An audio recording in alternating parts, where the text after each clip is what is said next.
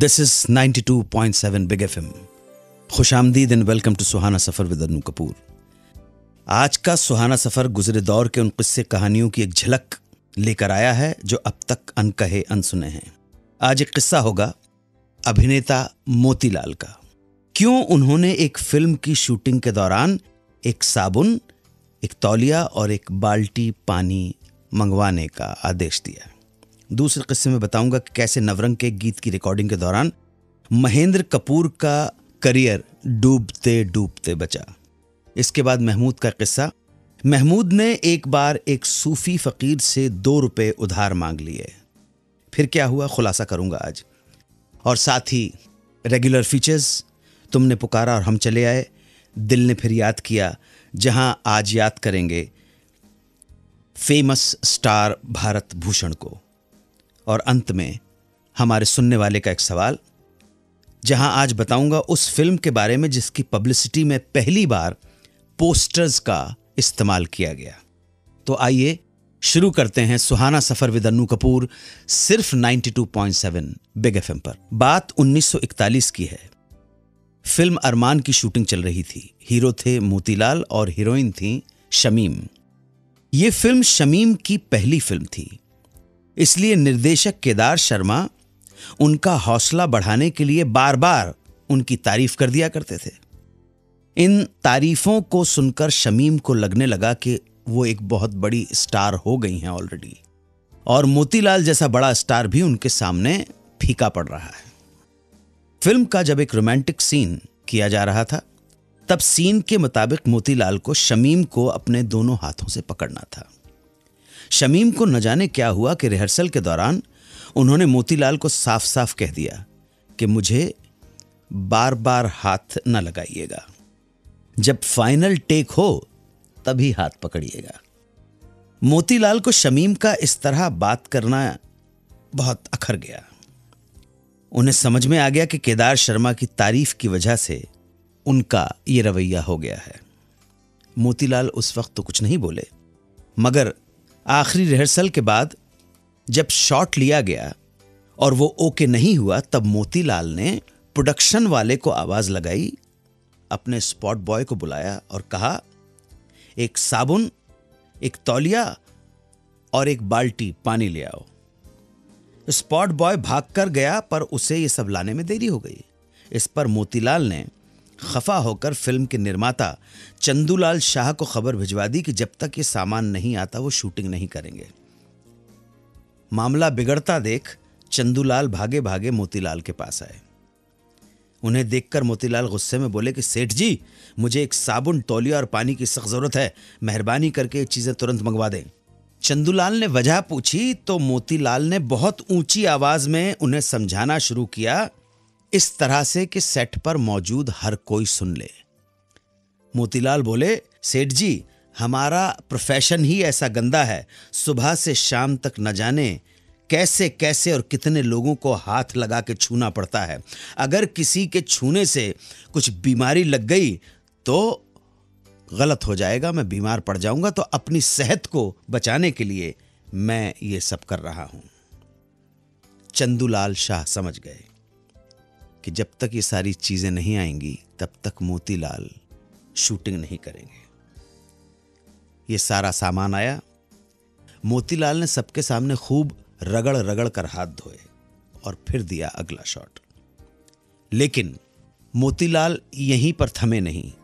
हर बार वो शॉट देने से पहले साबुन से हाथ धोते। ध्यान दिलाना चाहूंगा, इस पूरे सीन में उनको शमीम के हाथ पकड़ने थे, और एक सीन में बहुत सारे शॉट्स होते हैं, तो हर शॉट के बाद वो साबुन से हाथ धोते। मोतीलाल के इस अजीब व्यवहार से सेट पर मौजूद लोग घूर घूर को शमीम को देखते रहे, और उन्हें समझ में आ गया कि ये सब मोतीलाल शमीम की वजह से कर रहे हैं। और शाम होते होते शमीम को भी अपनी गलती का एहसास हो गया, और उन्होंने मोतीलाल से माफ़ी मांगी और वादा किया कि आइंदा वो ऐसी भूल और इस तरह का रवैया किसी के साथ नहीं रखेंगी। बात है 1958 की। राजकमल स्टूडियो में नवरंग फिल्म के गीतों की रिकॉर्डिंग चल रही थी। महेंद्र कपूर पहली बार आशा भोसले के साथ गा रहे थे। थोड़ा घबराए हुए थे, नए नए थे और आशा भोसले बड़ी स्टार थी। दूसरा ये भी कि वो सी रामचंद्र जैसे म्यूजिक डायरेक्टर के साथ पहली बार काम कर रहे थे और नवरंग वी शांताराम की फिल्म थी। तो इतने सारे तनाव के बीच महेंद्र कपूर ने जब माइक के सामने खड़े होकर गाना शुरू किया, तब उनकी नजर कंट्रोल रूम में बैठे साउंड रिकॉर्डिस्ट मंगेश देसाई पर पड़ी। मंगेश देसाई महेंद्र कपूर की तरफ इशारा करके अपने असिस्टेंट से कुछ कहने लगे।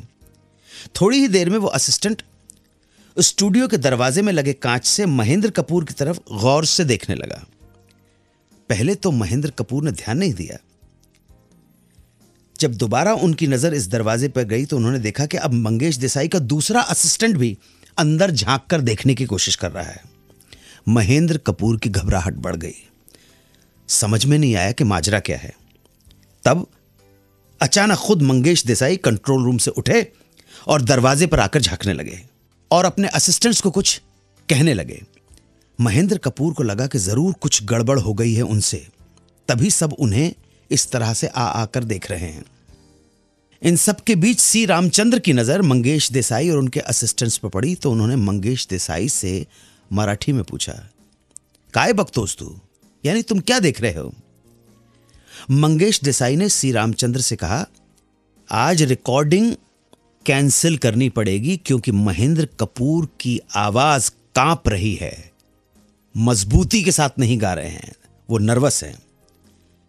मंगेश की बात सुनकर सी रामचंद्र ने कहा, गधेड़ा लोग, वो एकदम फर्स्ट क्लास गा रहा है, तुम लोग जाओ और वायरिंग चेक करो, वो जो केबल्स होते हैं ना। असिस्टेंट्स ने भागकर जब वायरिंग चेक की तो देखा और पाया कि माइक्रोफोन का प्लग ढीला था, लूज था कनेक्शन, जिसकी वजह से आवाज में वो वाइब्रेशंस आ रहे थे और ऐसा लग रहा था कि महेंद्र कपूर ठीक से गा नहीं पा रहे हैं। दोस्तों, इस इंसिडेंट का जिक्र खुद महेंद्र कपूर जी ने विविध भारती के एक कार्यक्रम उजाले उनकी यादों में किया था। यहां तक कहा महेंद्र जी ने कि अगर माइक्रोफोन के प्लग ढीला होने का राज नहीं खुलता तो शायद उनके हाथ से ये फिल्म ही चली जाती। हेलो, नमस्कार, मैं 92.7 बिग एफएम से अन्नू कपूर बोल रहा हूँ। आपका शुभ नाम? नमस्कार सर जी, नमस्कार। मेरा नसरीन नाम है सर। नसरीन, कहाँ से बोल रही हैं आप? भोपाल। वाह वाह, माशाल्लाह, सलाम करता हूँ आपको। से बात करके मतलब बहुत बड़ा मुझे आज वो हो रहा है, because I am a big fan, you know. मेहरबानी नसरीन जी। तमन्ना थी 92.7 को बहुत बहुत शुक्रिया कि मुझे आपसे बात करने का मौका मिला। सर, आपका तेजा, आपका रोल भी आज तक मैं नहीं भूल सकती। वो मैंने कॉलेज टाइम में देखी थी पिक्चर। जी जी। मतलब मुझे ऐसा लगता है कि जो आपने वो रोल किया था ना, मतलब रियल लाइफ में आप वैसे इंसान हो, बहुत ही हम्बल और बहुत ही मतलब बिल्कुल भी एटीट्यूड या कुछ भी नहीं है। घर में कौन कौन है नसरीन जी? हस्बैंड, बच्चे एंड सास ससुर। अच्छा, हस्बैंड क्या करते हैं? क्या इसमें शरीफ है उनका? शॉप है उनकी, बिजनेस है। अच्छा, और बच्चे? दोनों स्कूल जाते हैं। वाह वाह, माशाल्लाह। नाम तो बता दीजिए। सकीना और मुर्तजा। मेरी तरफ से उन्हें बहुत सारी दुआएं। और क्या खिदमत कर सकता हूँ? क्या फरमाइश आपकी पूरी कर सकता हूँ? कौन सा गाना सुनना चाहेंगे? फरमाइश सुहाना सफर आता है ना, मैं उसमें उसको मैं बहुत ध्यान से सुनती हूँ, क्योंकि फिल्म के बारे में तो हम बहुत जानते हैं, बट अंदर की बातें तो सिर्फ यही एक प्रोग्राम है जिसमें सुनने मिली है, नो। बहुत बहुत मेहरबानी। पेश खिदमत है दिल ने फिर याद किया। आज दिल याद करेगा अपने जमाने के मशहूर मारूफ सुपरस्टार भारत भूषण को। भारत भूषण का जन्म उत्तर प्रदेश के मेरठ में 14 जून 1920 को हुआ था। आपके पिता राय बहादुर मोतीलाल सरकारी नौकरी में थे। भारत अभी केवल 2 साल के ही थे कि माता का देहांत हो गया और उन्हें अपने दादा के पास भेज दिया गया अलीगढ़। अलीगढ़ से ही उन्होंने अपनी शिक्षा पूरी की। भारत भूषण के पिता चाहते थे कि वो पढ़ लिख कर उन्हीं की तरह सरकारी नौकरी करें, लेकिन भारत फिल्मों में हीरो बनने चले आए, सपनों की नगरी बंबई। काफी लंबे संघर्ष के बाद उन्हें 1941 की फिल्म चित्रलेखा में एक छोटी सी भूमिका मिली। उसके बाद कई और फिल्मों में भी वो छोटे छोटे किरदार करते नजर आए।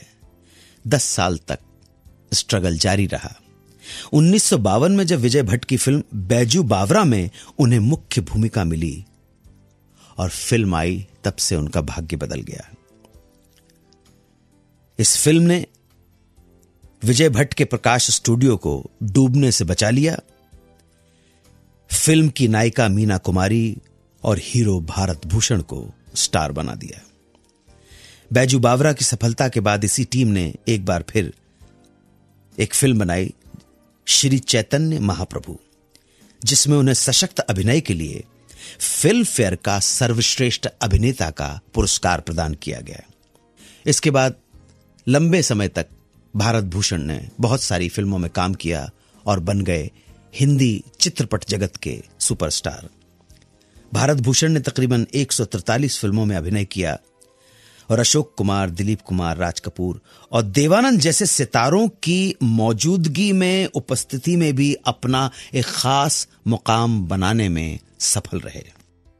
अभिनय के साथ साथ भारत भूषण ने फिल्म प्रोडक्शन में भी कदम रखा और अपने भाई आर चंद्रा के साथ बनाई बरसात की रात, नई उम्र की नई फसल, बसंत बहार, बेबस और मीनार जैसी फिल्में। लेकिन बरसात की रात को छोड़कर बाकी सब फिल्में चली नहीं। फिर भी उन्होंने हिम्मत नहीं हारी और फिल्म प्रोडक्शन की आखिरी कोशिश की 1964 में एक फिल्म बनाकर, जिसका नाम था दूज का चांद। लेकिन इस फिल्म की वजह से उन्हें बहुत आर्थिक नुकसान उठाना पड़ा। घर, बंगला, प्रॉपर्टी, दौलत सब हाथ से चली गई। 1967 में रिलीज्ड फिल्म तकदीर एज ए हीरो बतौर नायक भारत भूषण जी की आखिरी फिल्म थी। उसके बाद समय बहुत खराब हो गया, बहुत ज्यादा खराब।